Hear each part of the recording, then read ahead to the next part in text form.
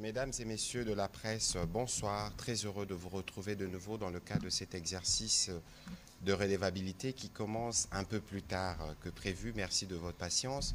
Vous savez que depuis dimanche dernier, nous sommes en séminaire du gouvernement qui a été clôturé tout à l'heure. Vous avez sûrement eu l'occasion de suivre les mots du président de la République prononcés à l'ouverture de ce séminaire, mais aussi c'est lui qui a été lu tout à l'heure par la Première ministre. Durant 3 jours, nous avons été ensemble pour discuter des principaux sujets qui concernent la mise en œuvre du programme d'action du gouvernement. Vous avez suivi le président de la République parler des effets tangibles ou des actions que nos populations attendent, des réponses. Et nous avons pris 3 jours, et d'ailleurs on n'a pas terminé parce qu'il y a toujours des sujets qui restent en suspens, qui feront l'objet de réunions particulières avec, autour de la Première ministre pour nous assurer que nous avons bien calibré notre action parce que nous sommes, tel que la Première ministre l'a dit, le gouvernement de la différence et le gouvernement du changement. Alors on disait gouvernement de warriors, je pense que la Première ministre a donné une indication sur comment notre gouvernement doit être perçu parce que nous sommes engagés à le faire et nous avons signé un acte d'engagement à la clôture de 10 travaux, sûrement que beaucoup d'entre vous ont couvert ces activités. Et donc ce soir, nous allons faire un focus sur un pilier essentiel pour le développement et la reconstruction de notre pays, la République démocratique du Congo, la justice. Le président de la République en parle plusieurs fois, régulièrement. Nous savons tous quels sont les défis qu'il faut relever dans ces secteurs parce que nous tous, nous avons sûrement des Bibles où nous lisons que la justice élève une nation. Et ce soir, donc, nous avons le privilège de recevoir Monsieur le ministre d'État, ministre de la Justice et garde des Sceaux, honorable Constant Mutamba. Vous n'êtes pas présenté, mais ce soir, c'est votre première participation à cet exercice. Donc, 36 ans, député national de l'opposition, je précise, et même au gouvernement, vous êtes pour le compte de l'opposition, avocat, candidat président de la République.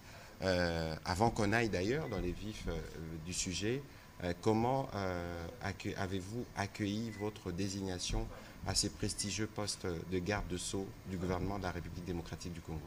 Mais avec beaucoup de modestie pour avoir une petite expérience sur la question de la gestion de la chose publique.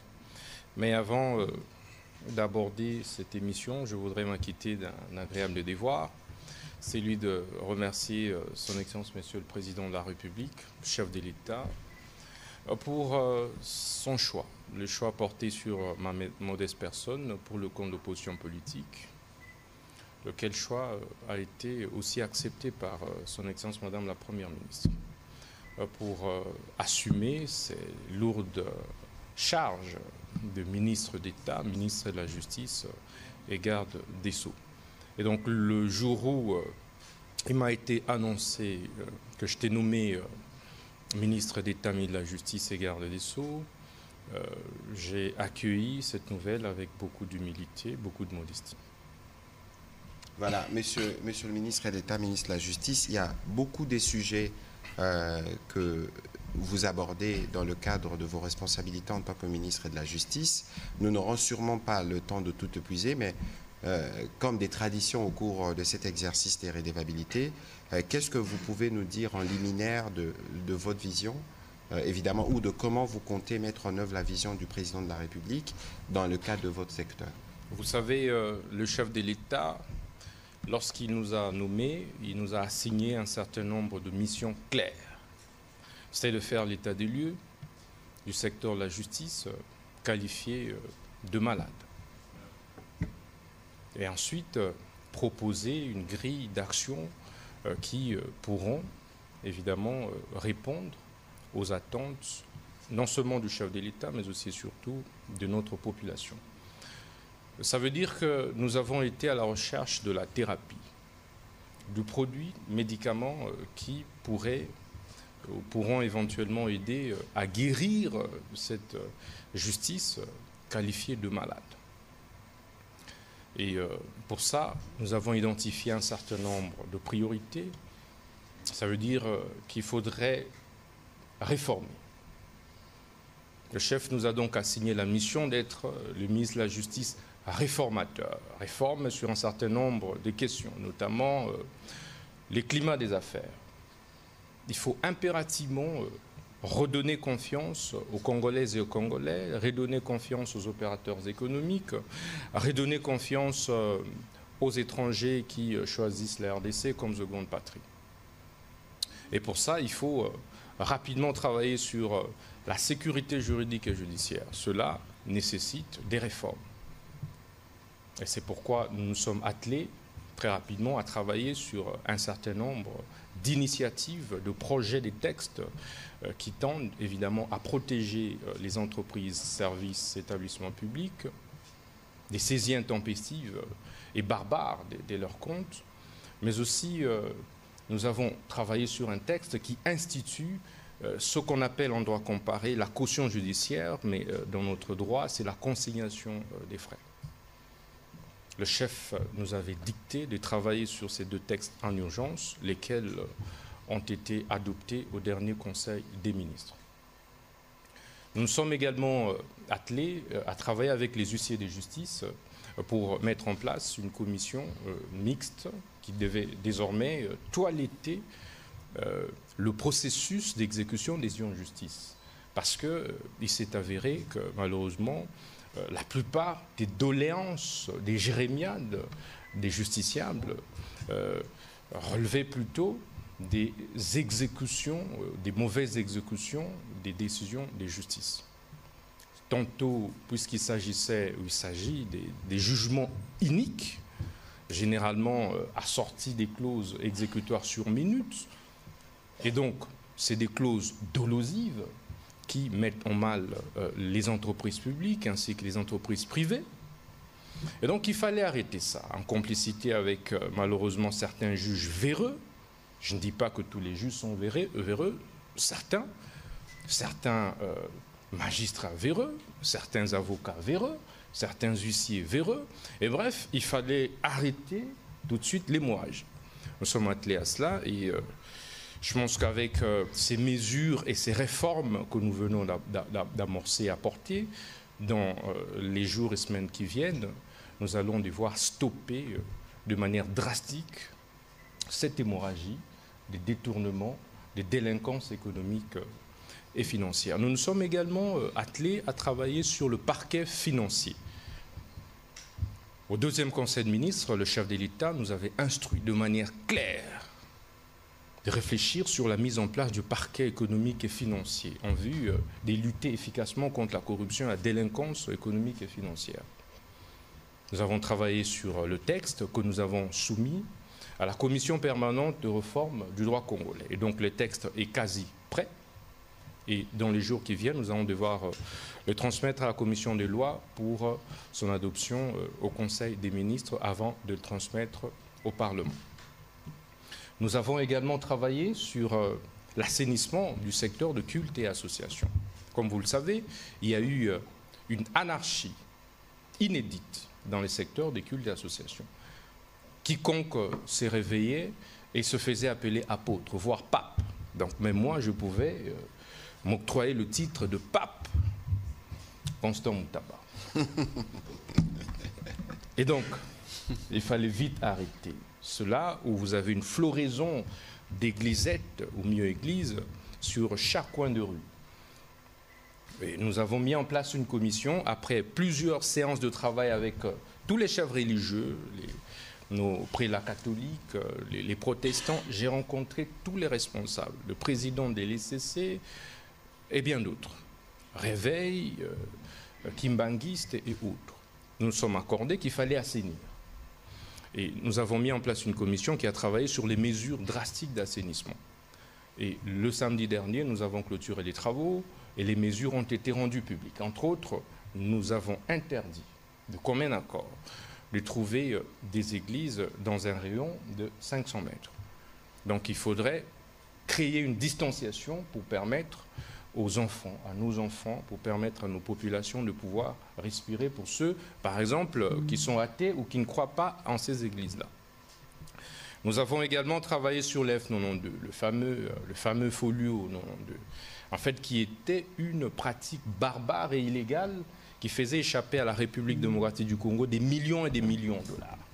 Alors, qu'est-ce que nous avons fait sur cette question? De manière courageuse, nous avons supprimé cette affaire des F92 pour faire revenir tout le monde sur la légalité. Seule la personnalité juridique est reconnue dans notre droit. C'est la loi de 2001 sur les associations et établissements d'utilité publique. Mais alors, sur cette question, nous avions d'abord accordé 1 mois.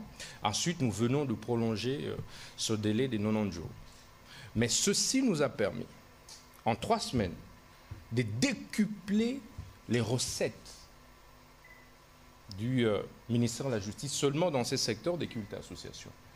La semaine prochaine, au mieux d'ici la fin de cette semaine, nous allons devoir, après conciliation de compte avec la DGRAD, publier les chiffres que la République a captés à partir de cette réforme courageuse. Et ceci étant, nous avons décidé de signer des personnalités juridiques conformément à la loi. Et c'est ce que nous faisons maintenant. Et nous avons également instauré le système de permis d'exercice de culte. Tu ne peux plus te réveiller un bon matin, tu n'as pas fait la théologie, tu n'as aucun prérequis, et te faire appeler pasteur. Il y a eu beaucoup d'abus. J'ai reçu un appel divin. J'ai reçu un appel divin, comme vous l'avez dit. Voilà, j'ai reçu de la prophétie de Dieu, etc. Il y a eu beaucoup d'abus, beaucoup de couples se sont disloqués, beaucoup de foyers se sont altérés. Bref, il y a eu beaucoup de divisions sociales dues, entre autres, au phénomène Église où vous avez constaté vous-même des pasteurs s'insulter sur les réseaux sociaux. Des pasteurs, il y en a même un qui m'a pratiquement apostrophé et tout. Et donc ça doit cesser. Pourquoi? C'est des leaders d'opinion qui ont vocation à ramener la masse vers le haut. Et donc, de ce point de vue, nous avons dit désormais il faut le permis de culte. On va me dire non, il y a cette problématique qui est déjà réglée par la loi. Non, la loi ne règle pas la question du pasteur. La loi règle la question du représentant légal. C'est ce que dit la loi. Ce n'est pas le pasteur, ce n'est pas l'officier des cultes. Et nous nous sommes dit qu'il faut désormais encadrer tout ceci. Les mesures d'application concernant la délivrance de permis de culte, d'exercice de culte, seront bientôt rendues publiques. Et ceci va aussi permettre, évidemment, de maximiser les recettes de l'État, d'encadrer et de rendre efficace l'action du gouvernement. Nous nous sommes également attelés à lutter contre la dépravation des mœurs. Évidemment, il y a eu de la confusion sur cette question, où j'ai vu des campagnes de certains médias contre notre modeste personne. Non, nous sommes une société bantoue. Nous sommes une société traditionnellement congolaise, africaine. Et il est hors question de transiger sur les questions des valeurs ancestrales. L'Europe et les Européens ont leur culture, les Congolais et les Africains, nous avons notre culture. Et de ce point de vue, il est inadmissible de voir la manière dont la dépravation des mœurs a été mise au devant de la scène. Il est anormal de voir qu'aujourd'hui, nos enfants aient pris l'habitude de faire l'apologie du sexe sur les réseaux sociaux, sur les télévisions, etc. Nous avons dit non. Que ce soit les hétéros, que ce soit les homosexuels, tous doivent faire leur pratique dans leur maison. Il est hors de question d'accepter que nos enfants puissent reproduire les antivaleurs à partir de la télé. Bon, malheureusement, ça a été mal interprété et je remercie les forces de l'ordre pour avoir évidemment travaillé avec professionnalisme sur cet état des choses. Donc il n'a jamais été question pour le ministre de la Justice de la République démocratique du Congo de pouvoir s'attaquer singulièrement aux homosexuels. Ça a été une campagne, une cabale montée de toutes pièces par les ennemis de notre peuple, les ennemis des Africains, les ennemis des Congolais. Et donc, C'est une opération qui a réussi et nous avons également à l'occasion lancé l'opération contre les nuisances sonores. Comme vous le savez, ce ne sont pas les textes qui nous manquent, mais c'est leur applicabilité ou application. Il y a des textes qui concernent, qui réglementent la problématique des nuisances sonores. On vous dit non. Il est anormal que nos enfants puissent étudier avec des bars à côté, qui mettent de la musique comme bon leur semble, avec des églises qui mettent de la musique comme bon leur semble. On ne dit pas question. Nous avons recouru et donc au texte qui répond à la question, qui protège les droits voisins, et nous avons donné des injonctions claires, aussi bien au procureur général près la Cour de cassation qu'aux autres services pour que ces lois soient d'application stricte. Ce qui a été fait, et c'est un processus en cours qui va s'étendre sur l'ensemble du pays. Et nous recevons les satisfaits, les applaudissements de la population, parce qu'il fallait du courage. Et donc, sur ce point-là, nous avons, comme vous le savez, réussi à tenter de moraliser en 3-4 semaines de notre gestion la société. Et nous avons travaillé pour faire revenir la peur du gendarme. Parce que nous nous sommes aperçus que la problématique, le vrai problème du Congo, c'est les désordres et l'indiscipline. Nous sommes donc attelés, surtout sur le plan des détournements des deniers publics, à donner des injonctions claires, à ouvrir des enquêtes judiciaires claires, de sorte que les détourneurs de deniers publics, d'abord, désormais répondent de leurs actes, mais aussi et surtout aient peur de l'argent de l'État. Et pour ça, nous n'avons pas hésité, pour votre information, à pouvoir utiliser la police judiciaire de parquet, à recourir au parquet traditionnel, parce que au regard de la loi sur les juridictions de l'ordre judiciaire, le ministre de la Justice a le droit de donner injonction au procureur général après la Cour de cassation, ainsi qu'aux procureurs généraux. Et les parquets, les magistrats des parquets sont sous l'autorité du ministre de la Justice. Évidemment, il y a de petits débats à ce sujet et nous n'allons pas nous attarder dessus, mais nous avons mis en place un cadre de concertation pour qu'on ne crie pas à la violation de l'indépendance du pouvoir judiciaire. Nous avons également créé le sceau de l'État. Comme je vous l'avais dit, il manquait un sceau de la République, un sceau de l'État. Et nous nous sommes attelés à pouvoir créer un autre spécimen. Nous avons déjà d'ailleurs commencé à les livrer au niveau de différents services, au niveau national. Mais désormais, plus aucun service de l'État ne devra utiliser un sceau fabriqué à Gambela ou fabriqué à Zambie. Il revient au ministre de la Justice et garde des Sceaux de pouvoir mettre à la disposition de tous les services de l'État, à commencer par la présidente de la République, la primature, jusqu'au niveau des administrateurs du territoire.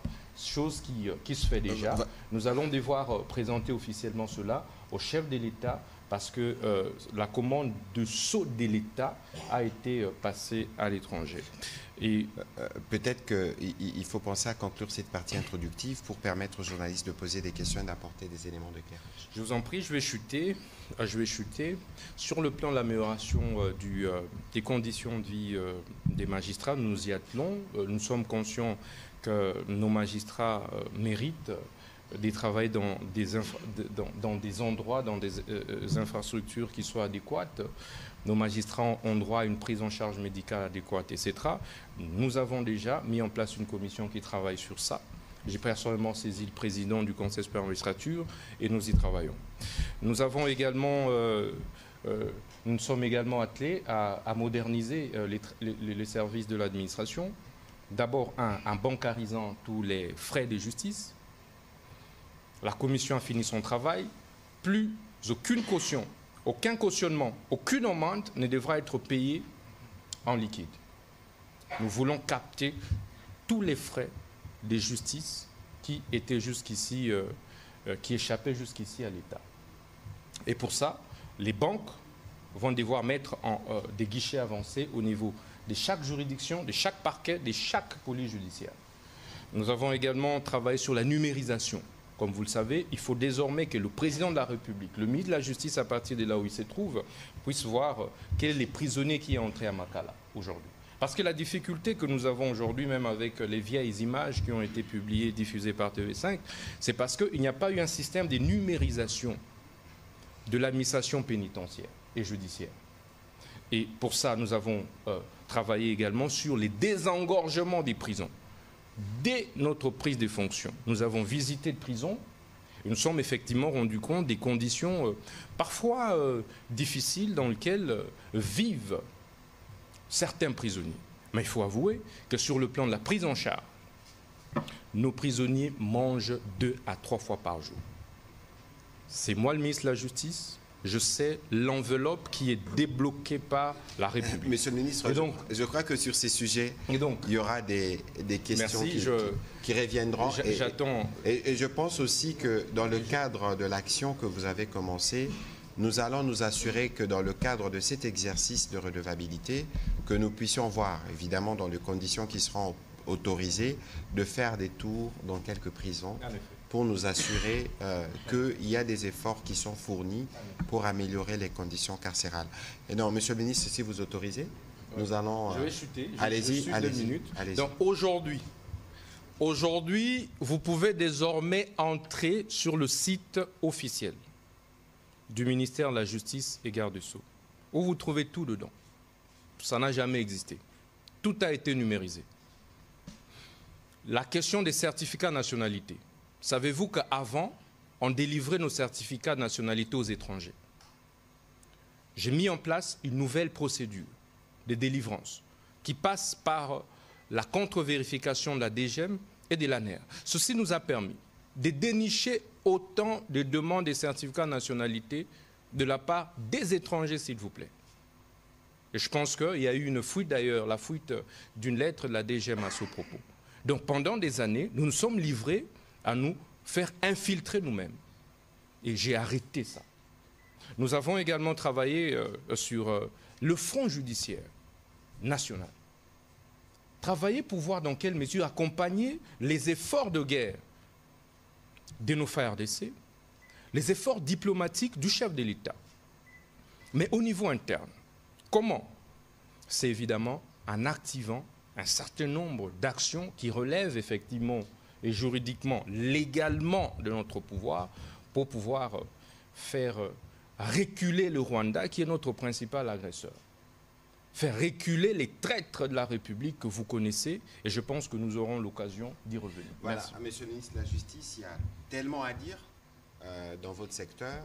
Les plus importants, ce que nous voulons dans le cadre de cet exercice de redevabilité qui nous a été recommandé plusieurs fois par le président de la République, nous assurer que les Congolais comprennent le sens d'abord de la vision, mais aussi les efforts qui sont consentis pour avoir un secteur de la justice assaini. Alors, on va commencer cette partie des questions avec M. Amédée Moirabou, qui sera suivi de M. Oscar Mbal. Avancez, s'il vous plaît, une question pour être sûr que nous en récoltons les maximums. S'il vous plaît.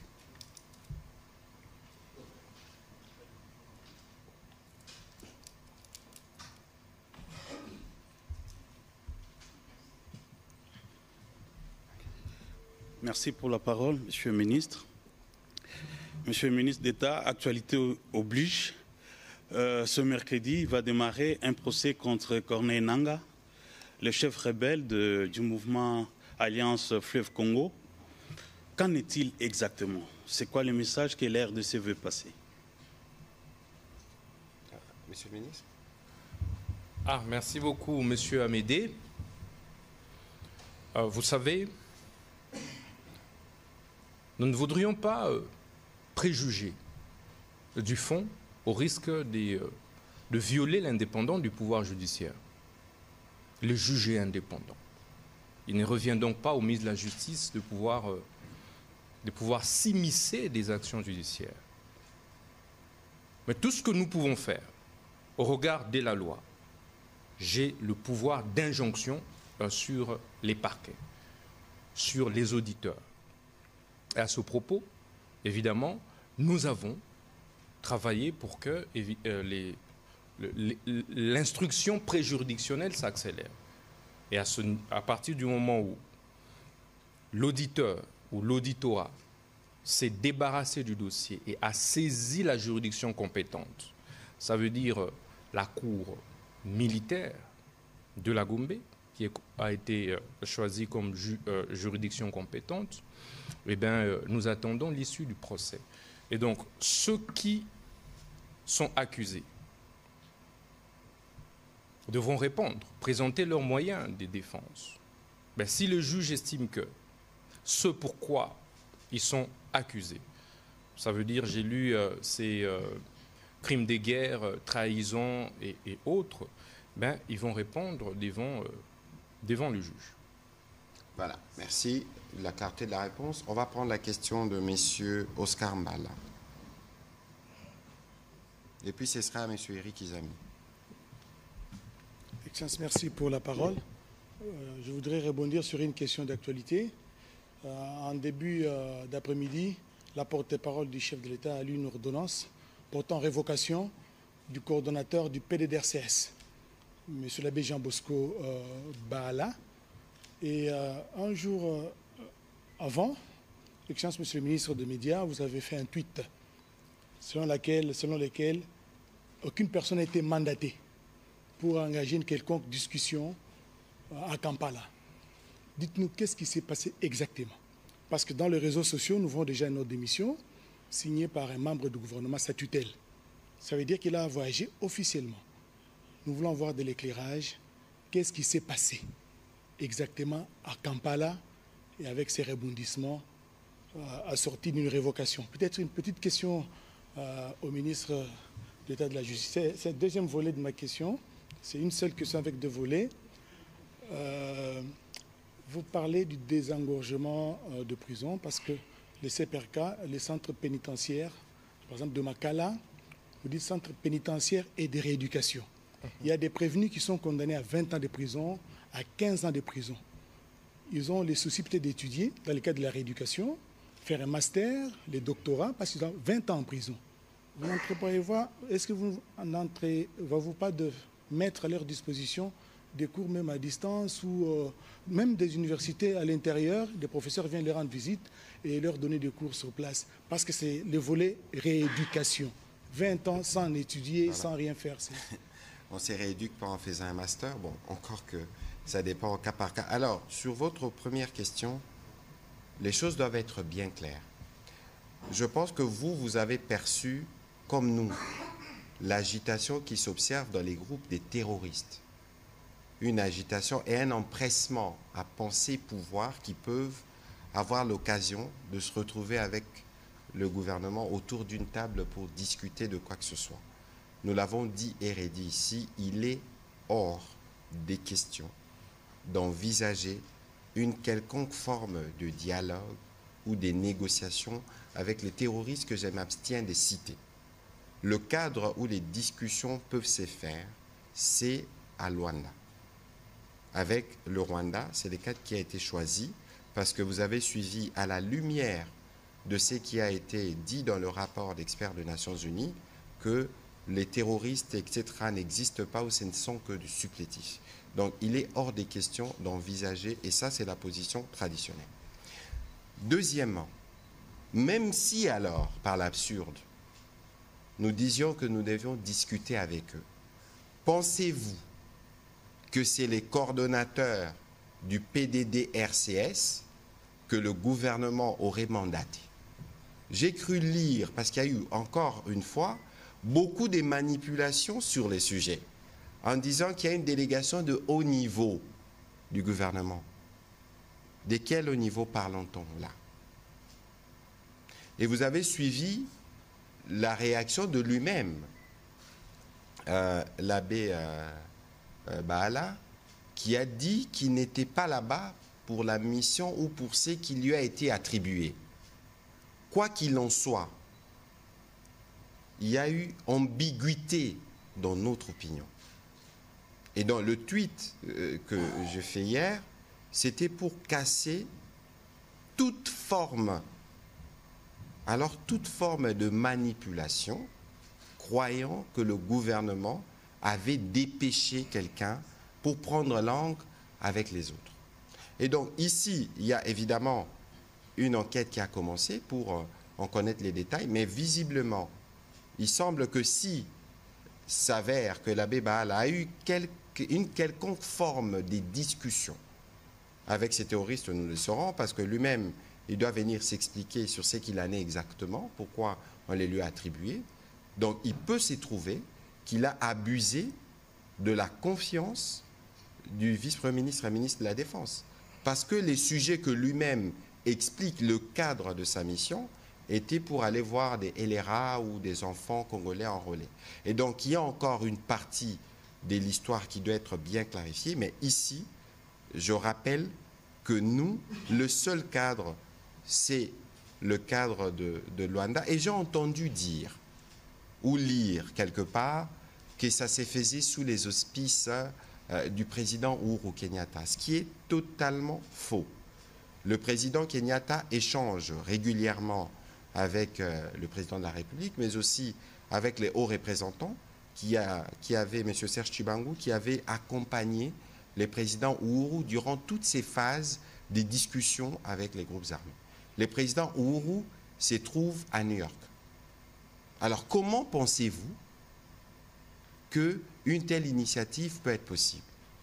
Et puis, il ne faut pas oublier que nous avons, nous, demandé des clarifications au gouvernement ougandais. Vous avez vu que ma collègue, la vice-ministre des Affaires étrangères, avait reçu les chargés d'affaires de l'Ouganda parce que pour nous, comme il était prévu, nous attendons des clarifications. Et dans les premières réponses qu'elle a données à notre collègue, c'est de dire, et ils ont même fait un tweet pour dire que l'Ouganda ne soutenait pas le M23. Mais pour nous, ce n'est pas encore suffisant.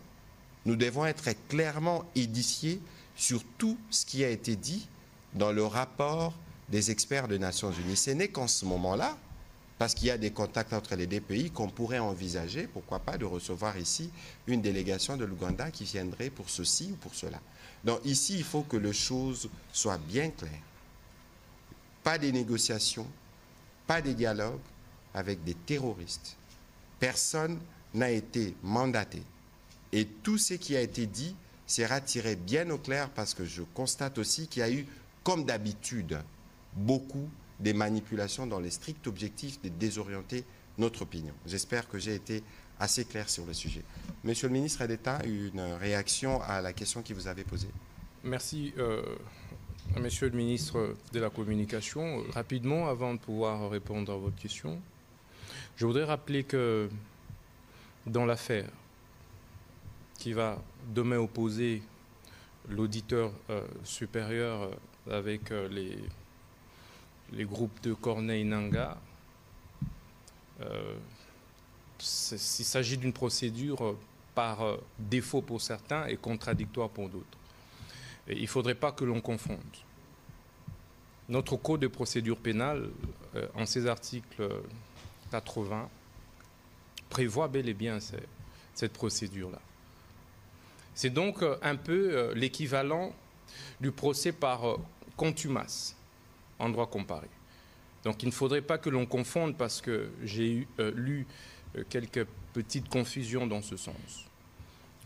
Donc nous avons des hauts magistrats, des grands juristes, des juges et des magistrats suffisamment compétents et outillés.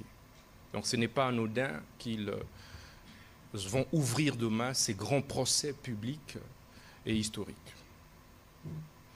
Et je voudrais maintenant rapidement revenir sur votre question, désengorgement. Vous savez, je voudrais également rappeler que le gouvernement de la République, à travers notre modeste personne, et sur la base des instructions du chef de l'État, son Excellence Félix Tshisekedi, n'a pas attendu la publication d'une quelconque image pour pouvoir lancer le processus en cours de désengorgement de toutes les prisons.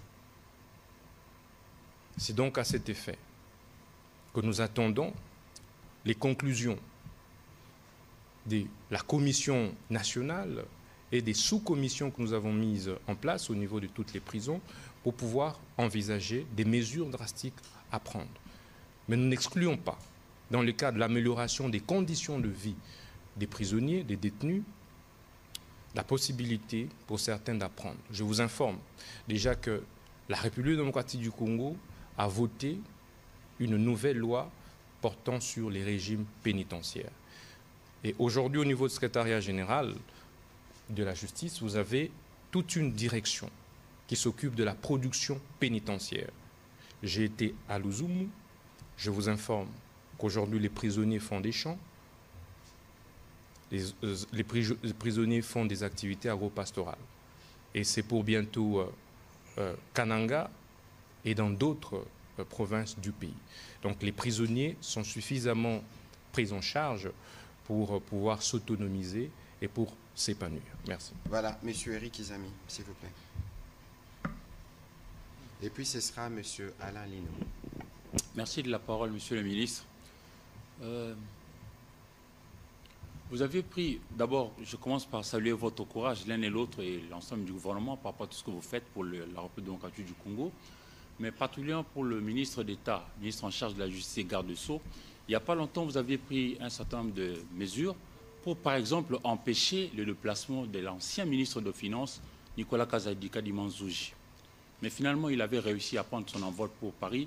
Et puis, nous avions appris, par ailleurs, qu'il est revenu sur Kinshasa hier. Ma question, c'est qu'est-ce qui va arriver par la suite? Parce que vous dites ici que vous devez désengorger. Nous avions appris par ailleurs qu'il y a des prisonniers qui avaient volé des poules qui se trouvent à Makala. Mais pour ceux qui sont accusés, parce qu'il y a encore la présomption d'avoir été des présumés auteurs de malversations financières qui vont au-delà de millions et tout ça, ils courent la rue parfois. C'est quoi la suite pour ces dossiers particulièrement? Monsieur Eric, je peux vous rassurer que le chef de l'État nous a donné mission de sévir. Et nous serons intransigeants, intraitables vis-à-vis de tous les détourneurs des deniers publics de l'État. Tout celui qui aura détourné un seul dollar des Congolais, sa place sera à la prison. Et nous réserverons des réponses implacables à cela. Et s'agissant du dossier auquel vous faites allusion, de l'ancien ministre des Finances, vous devriez simplement retenir que nul n'est au-dessus de la loi, mais en même temps, tous, même vous, en cas d'accusation, vous bénéficiez au regard de notre Constitution de la présomption d'innocence. Seul le juge, alors seuls les juges est habilité au regard de notre droit à pouvoir condamner quelqu'un pour un fait infractionnel. Et donc je ne voudrais pas ici m'immiscer dans une instruction en cours. Le seul rôle du ministre de la Justice au regard de notre loi, c'est de pouvoir donner injonction au procureur général de la cassation, aux procureurs généraux. Dès l'instant où l'instruction préjuridictionnelle est lancée, le ministre de la Justice s'est dessaisi. C'est la difficulté. Et de ce point de vue, je ne peux donc pas opiner sur la question. Cependant, nous avons mis en place un cadre de concertation avec le procureur général près la Cour de cassation pour suivre tous les cas liés au détournement de deniers publics de près. Et vous pouvez vous assurer que personne de cité n'échappera à la justice. Merci. Alors, si je peux me permettre un petit commentaire sur le sujet, parce que je vois que, d'abord, on n'a jamais autant lutté contre le détournement dans ces pays que maintenant. Je pense en même temps qu'on n'a jamais autant fait des pédagogies pour ce qui concerne les questions liées au détournement. La preuve, nous avons été entretenus aujourd'hui par le président de la Cour de compte. Je ne sais pas si, avant 2-3 mois, vous aviez déjà vu un procès contre des comptables publics de la Cour de compte. Je pense que vous le voyez. Je pense aussi que le travail qui est fait par l'inspecteur général de finances n'est regardé qu'en partie. Évidemment, il y a le volet de la publicité autour des quelques cas dont on parle, mais il faut regarder le travail qui a été abattu au sein des administrations. Avec le patrouille financière, il y a quelques mois, ici, à la télévision nationale, par exemple, une entreprise qui est sous ma tutelle, vous ne pouvez même pas dépenser un certain montant, 500 ou 1000 dollars, sans que les inspecteurs qui étaient là ne prennent des précautions de vérifier. Et ça, c'est dans toutes les entreprises publiques. Et donc, il y a lieu de remettre les choses dans leur contexte. Parce que c'est dont on parle, des détournements ou des scandales financiers, sont d'abord mis sur la place publique par des institutions qui ont été renforcées par le gouvernement et par le président de la République. Donc il faut considérer que dans tout ce qui est dit, encore que le ministre de la Justice l'a dit ici, lorsqu'il y a des cas qui sont révélés dans l'opinion, il appartient à la justice de venir déterminer les culpabilités. Mais cette tendance de voir comme une forme de récupération politicienne sur ces sujets me pousse à vous dire, comme professionnel des médias, il faut aussi refaire alors le tour de toutes les entreprises publiques et regarder comment ces entreprises sont dorénavant gérées. Et donc, faisons la part de choses, nous combattons les détournements avec toute notre énergie, mais il ne faudrait pas partir de 2 cas, 3 cas pour généraliser, parce que la tendance est de dire « Ah, là-bas, il n'y a que des détournements ». C'est totalement faux, parce que si vous regardez dans les entreprises publiques, la relation avec l'argent public a changé. Et donc, il faut que cela soit bien clair. On va évoluer sur d'autres sujets avec Alain Lino Marcelo, et puis ce sera Serge Seka et M. Michael Bakemba, s'il vous plaît.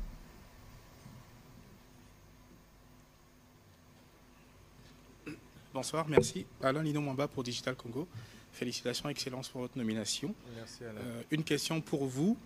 J'ai même lu un article de presse un peu qui dérange un peu, Constant Moutamba, le populiste. Alors, vous avez ici dressé les grandes lignes des missions qui sont assignées à votre mandat. Je vais peut-être parler de numérisation de l'administration de justice, mise en place de nouvelles mesures de délivrance de certificats, conditions de vie des magistrats, plus d'amendes en justice payées physiquement. On a comme l'impression que vous voulez tout arranger du coup, alors qu'il y a beaucoup de choses à faire. Et c'est un très grand chantier. Et beaucoup craignent que vous vous éparpillez un peu. On ne sait pas combien de temps a ce gouvernement sominois.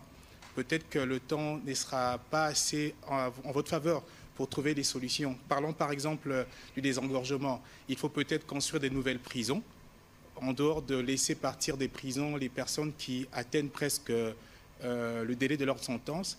S'il faut prendre quelques prisonniers, emmener à l'intérieur du pays, il faut moderniser les prisons, parce que même à l'intérieur du pays, les prisons sont pleines. Les moyens, est-ce que vous en avez? Est-ce qu'il ne vous faudrait pas peut-être viser les grandes priorités pour bien faire? Voilà. Merci Alain. Très rapidement, constant populiste, je dirais d'abord il faut des actions qui confortent la population. Nous sommes dirigeants, nous sommes gouvernants exécutifs pour agir en conformité avec les attentes de notre population.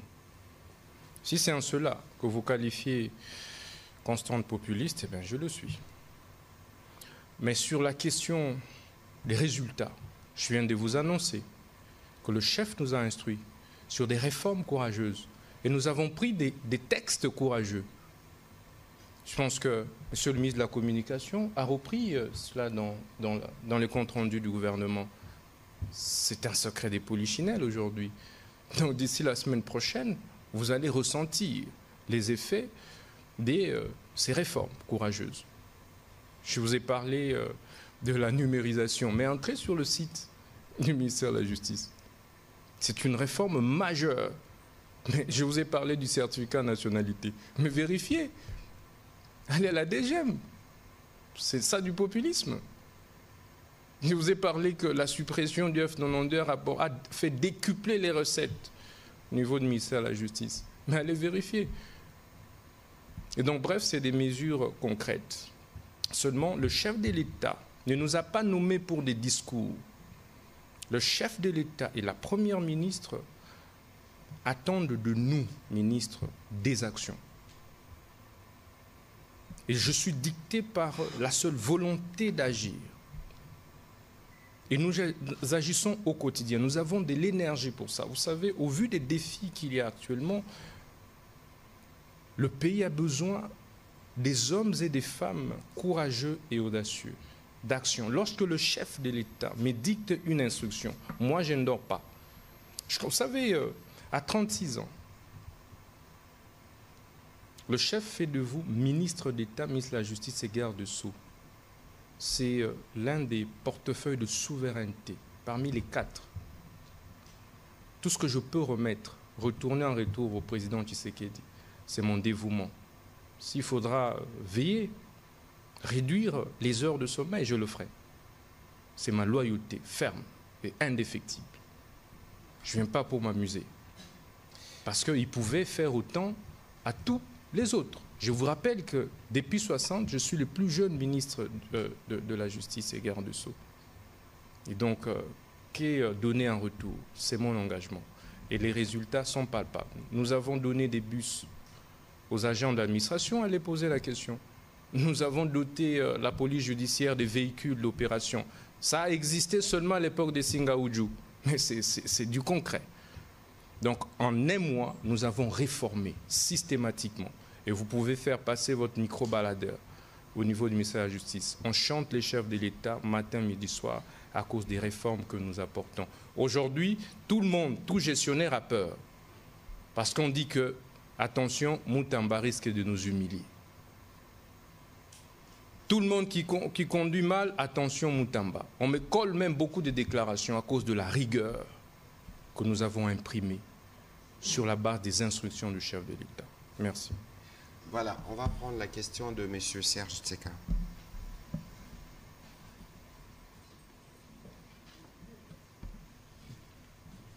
Merci pour la parole, Monsieur le ministre de la Communication. Merci aussi au ministre de la Justice et garde des Sceaux. Je salue votre activisme et beaucoup d'énergie et je vous le souhaite en tout cas pendant votre mandat. J'ai noté que vous voulez aller en lutte contre les détournements et tout cela en instituant très prochainement de parquet financier. Mais maintenant, nous avons la Cour des comptes qui a aussi un parquet en son sein qui peine à commencer certaines affaires. Comment vous pouvez penser aller plus loin pendant que déjà avec la Cour des comptes, il y a quelques soucis en rapport avec quelques affaires en cours? Et juste une toute petite question. Améliorer la condition des magistrats, c'est bien, mais le personnel, toute la mécanique qui travaille pour que la justice soit rendue, pose problème aussi parce qu'il y a des cabinets de certaines cours sortants qui n'ont jamais été payés. Je pense ici à la Cour de cassation, le cabinet sortant, les membres ne sont pas payés, ils en souffrent. Si vous pouvez aussi regarder dans ce sens-là, c'est aussi ça, améliorer la justice. Merci. Très rapidement, il y a une différence à établir entre Cour de compte, qui est un organe technique et administratif, à distinguer du parquet financier, qui est un organe judiciaire, répressif. Donc la Cour de compte ne peut pas envoyer quelqu'un à la prison. Donc c'est ça la différence. Alors que le parquet financier est dissuasif. Donc il instruit et il peut immédiatement envoyer en prison. Et pour ça, je vous informe que je viens de mettre en place une unité interservice de toutes les structures qui travaillent dans la lutte contre les blanchiments de capitaux et financement du terrorisme. Vous avez dedans, par exemple, la Cogebisco, vous avez certainement entendu parler, la Sénaref, Colup et bien d'autres. Désormais, au regard de la nouvelle loi sur les blanchiments de capitaux, à son article 130, il est prévu désormais des confiscations sans condamnation. C'est pourquoi, même pour des dossiers déjà en cours d'instruction au niveau des parquets ou des juridictions, sachez que nous avons mis en place un autre mécanisme d'enquête parallèle contre les blanchiments de capitaux. Et donc, du coup, nous aurons désormais la possibilité, pendant qu'il y a instruction préjuridictionnelle devant le parquet, de pouvoir confisquer, saisir et confisquer. Donc voilà l'innovation que nous venons d'apporter. Désormais, vous allez voir des confiscations, saisies et confiscations des biens. Eh bien, si vous venez à être acquitté, ben, on vous libère, on vous retourne vos biens. Pourquoi? Nous avons constaté que parfois on condamne des gens, on fait des procès et on reste avec des éléphants blancs.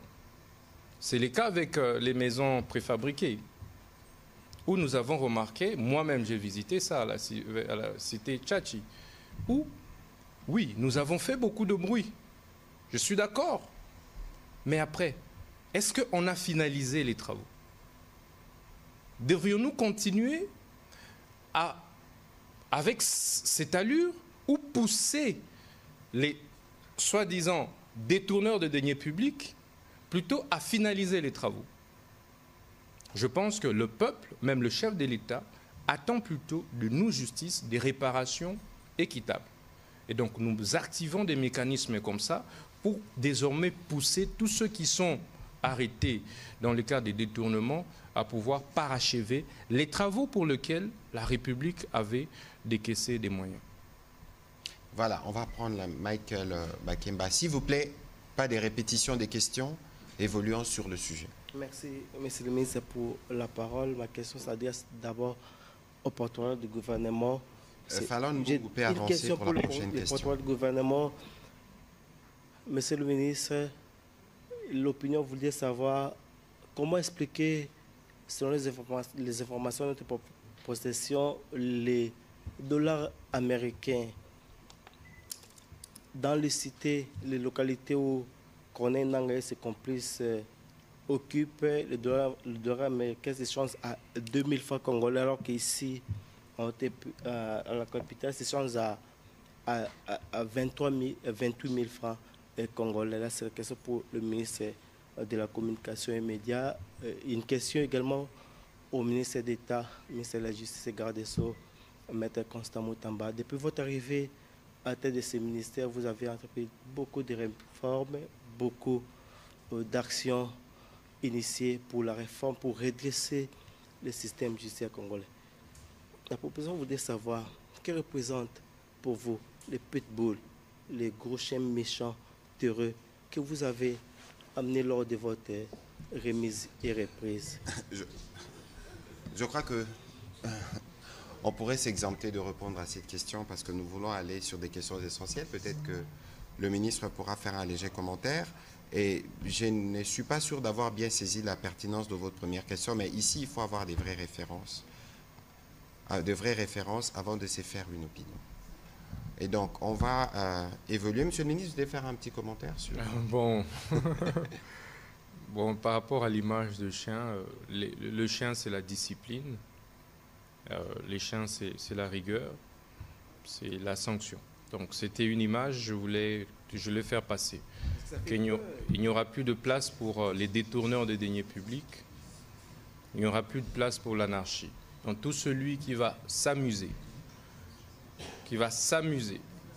à détourner les deniers publics de l'État, ben, aura le chien devant lui, ou face à lui. Merci. D'accord. Madame Fallon, et puis ce sera Madame Grace Ndabi. Et on va clôturer avec une question en Lingala. Merci, Monsieur le ministre, pour la parole. Monsieur le ministre de la Justice, j'ai deux questions à vous poser. La première, je vais rebondir à la question de mon confrère Alain Lino. Jusqu'où irez-vous avec ces communiqués ou décisions en cascade? Ça, c'est la première question. La deuxième question, une frange des étudiants des différentes promotions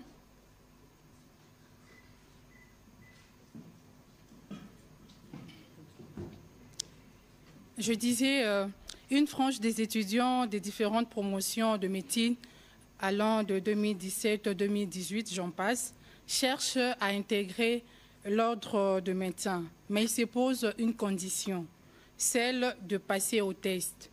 Or, selon l'ordonnance portant création de l'ordre de médecins, ces fameux textes n'existent pas. Alors, pour couper cette hémorragie, le futur médecin ont saisi le Conseil d'État, la Cour constitutionnelle. Il n'y a pas toujours eu de retombées positives. Alors, ils ont décidé de vous saisir personnellement. C'était le 18 juillet dernier. Où en êtes-vous avec ces dossiers? Merci, madame. Par rapport à la question principale, ce que nous devrions tous retenir, c'est que le ministre n'agit pas par voie de communiqué. Au regard de notre Constitution, le ministre agit par voie d'arrêté. Et par moment, il peut signer des circulaires et des instructions, selon le cas, pour organiser le service interne qui relève de son ministère. Les communiqués relèvent plutôt du service de communication du cabinet du ministre. Donc, tous les communiqués que vous voyez là circuler, ce n'est pas le ministre. Puisque la diffusion des documents officiels est une infraction, on ne peut pas balancer sur les réseaux sociaux la signature du ministre d'un document officiel signé. C'est pourquoi, généralement, on résume une décision forte que le ministre a prise, soit par voie d'arrêté, soit qu'il a signé une circulaire ou instruction. On rend ça public à travers le communiqué de la cellule de communication. Il n'y a donc pas floraison, comme je vous ai dit, il y a énormément de priorités au ministère de la Justice. Seule la justice élève une nation. Donc il y a énormément de priorités. Et nous continuerons à faire autant. Pour les dossiers de médecins, nous sommes en train de travailler dessus, effectivement. Donc j'ai mis en place une commission. Quand je vous ai dit, le ministre n'est pas un omniscient, n'est pas non plus omnipotent. Le ministre s'assoit, se repose sur des experts. Et donc j'ai mis en place une équipe d'experts pour pouvoir travailler sur la question de nouveaux médecins issus des universités privées. Et je pense que de commun accord, nous allons devoir trouver une solution avec l'Ordre national des médecins. Merci.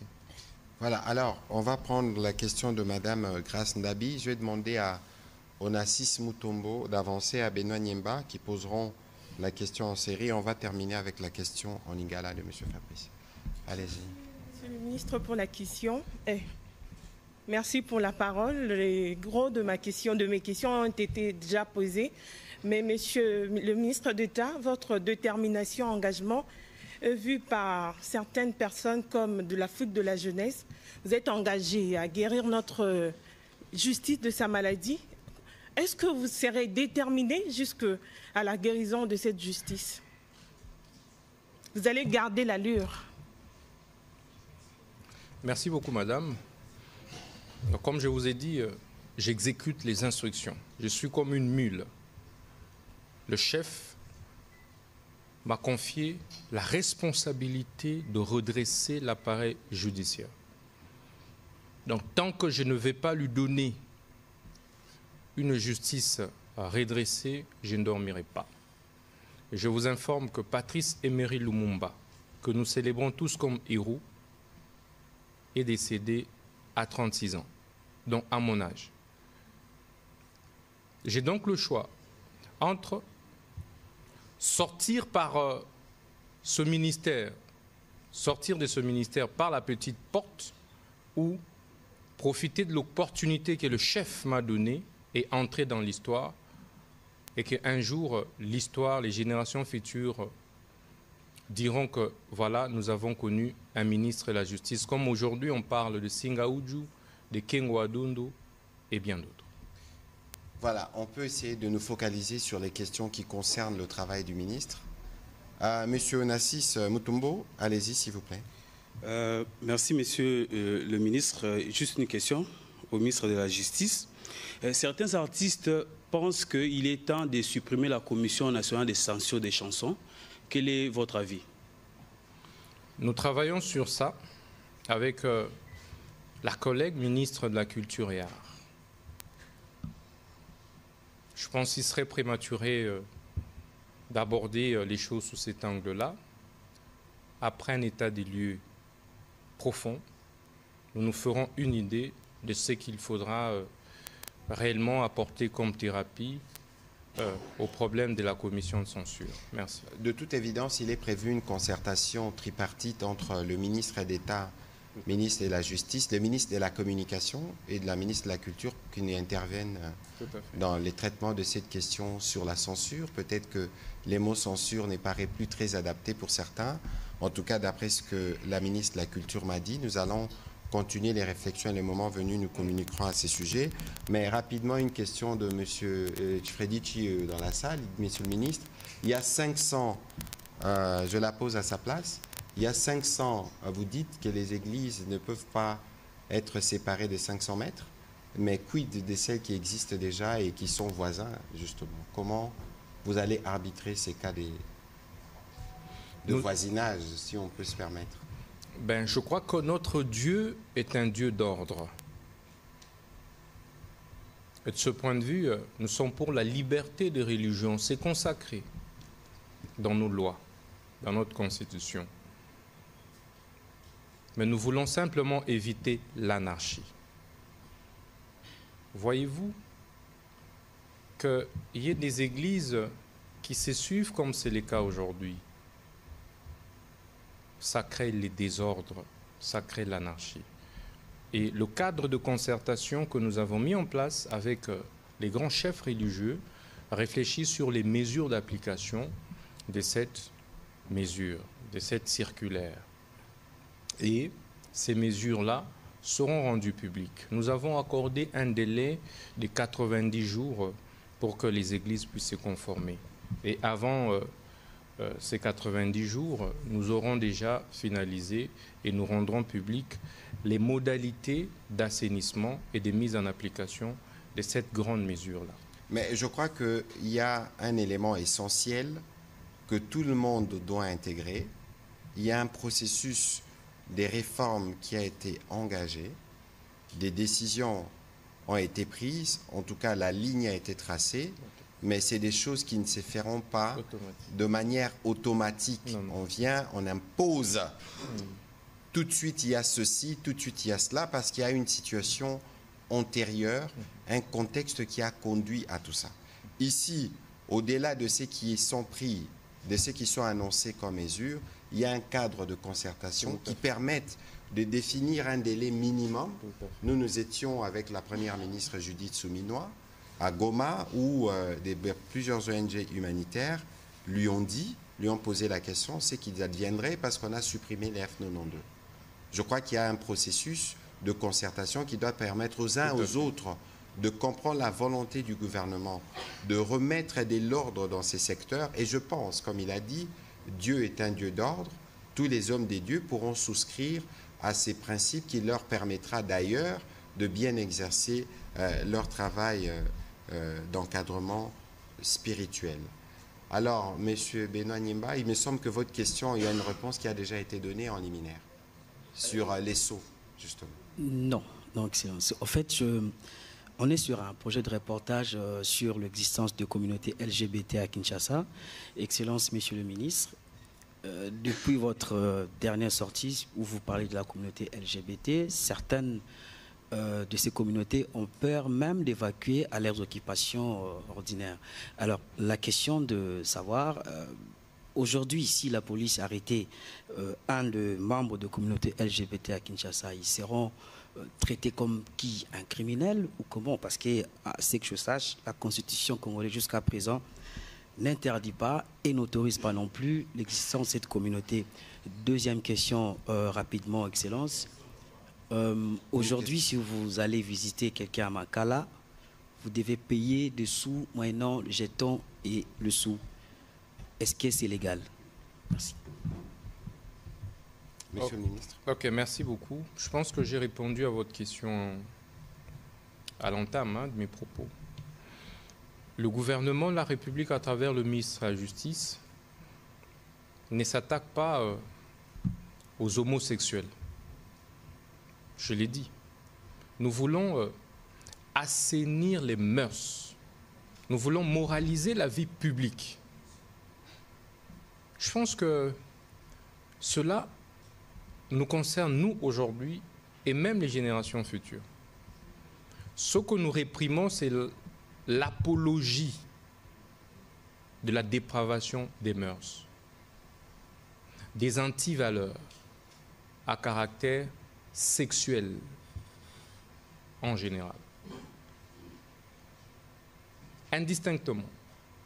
Ça n'est pas que les homosexuels, même les hétérosexuels.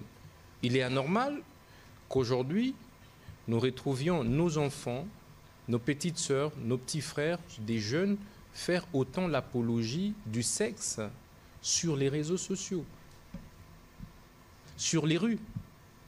Nous disons que si vous voulez recourir à des pratiques de cette nature qui dépravent les mœurs dans la société, ben, il faut le faire dans vos maisons. Et sur cette question, les lois de la République sont claires. Il y a des infractions liées aux outrages aux bonnes mœurs. C'est le code pénal qui le dit. Donc nous ne sommes pas ici en train de parler de l'homosexualité ou quoi, non, pas du tout. Donc aucun homosexuel ou hétérosexuel ne sera arrêté sur la place publique simplement parce qu'il est. Parce que ça ne s'écrit pas sur le fond. Voilà, il n'y a pas de réponse plus claire. On va prendre la question à Lingala. Monsieur le ministre d'État, il y a une petite question que j'ai reçue sur le fonds Frivao qui ont été payés par l'Ouganda comme dommage intérêt à la République démocratique du Congo. Qu'est-ce qu'il en est aujourd'hui? Merci. Lorsque j'ai pris mes fonctions, j'ai procédé par une méthode simple. C'est faire auditer tous les services, tout ce que j'avais trouvé. Question de dresser un tableau réel de l'état des lieux, de ce que j'ai trouvé. Faire rapport à la hiérarchie afin d'envisager des mesures d'action. C'est ce qui a été fait dans beaucoup de secteurs, y compris dans les secteurs de l'indemnisation des victimes de la guerre de Kisangani, dont moi-même je suis victime. Donc la guerre de Kisangani, je l'ai vécue. Donc la date du 2 août 1998, moi je connais cette date-là par cœur. Donc nous avons décidé de geler tout mouvement débiteur dès notre prise de fonction. Cet argent jusqu'ici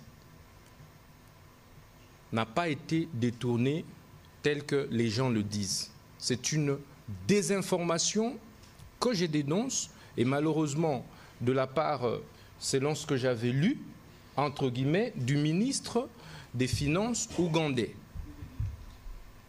C'est faux et archi faux. D'abord, l'Ouganda n'a jamais payé 3 tranches. C'est 2 tranches qui ont été jusqu'ici payées, pas 3 tranches. Et de ces 2 tranches déjà payées, ça ne représente pas le montant que le ministre ougandais, qui est dans une stratégie de distraction et d'intoxication, a voulu inoculer dans l'opinion. Nous allons recevoir le rapport, je pense probablement demain. L'IGF nous a fait part et les travaux vont reprendre. Les victimes de Kisangani seront indemnisées. Les travaux pour lesquels ces fonds ont été destinés seront réalisés. Alors, ici, il faut rappeler que l'Ouganda a été condamné par la Cour internationale de justice à des frais de réparation d'indemnisation de l'ordre de 365 millions de dollars, si mes souvenirs sont bons, payables en 5 annuités. Et les annuités sont dues à chaque mois de septembre. Donc, il y en a eu pour l'année dernière, 2023-2022. Voilà. Et donc, le prochain mois, c'est en septembre qu'ils paieront la 3e tranche et que tous ces fonds serviront strictement à réparer des dégâts causés par les victimes de ce qui s'est passé. D'ailleurs, Monsieur le ministre d'État, cette année, je pense que la cérémonie du Génocos, nous la ferons à Kisangani.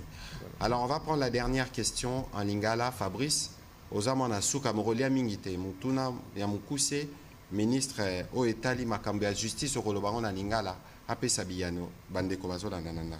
Matundi mingi Thomas Patrick Mouyaya, solo moi mitune ali ebele, mais tokozata mi balé pour na kotuna ntoma koyangela kamambia bosembo ekolo Congo démocratique ki solo bosembo nde etombolaka ekolo tomoni elenge toma Constant Mutamba otelemi na bopikiliki mpona kosembola penza bosembo ekolo Congo démocratique mais wana tomoni mwana mboka Gilles Alingete oyo tikotanga kombo ya IGF na mosala ali kosala nkumu ya ekolo Congo démocratique abetaka maboko Zambie Cour des comptes alobi yepe azala mwa mbilinga kuna sengeli ayoka enanu soki pe mwa mbilinga ezali babwaki na makala yo yambi esango wana ndenge nini ya mibale ezali masolo beti ya nanga esengeli basambisa nanga awa na engombo mokonzi Kisasa ata bokondane bwana makasi ya kosimba ye bokosimba ebe wapi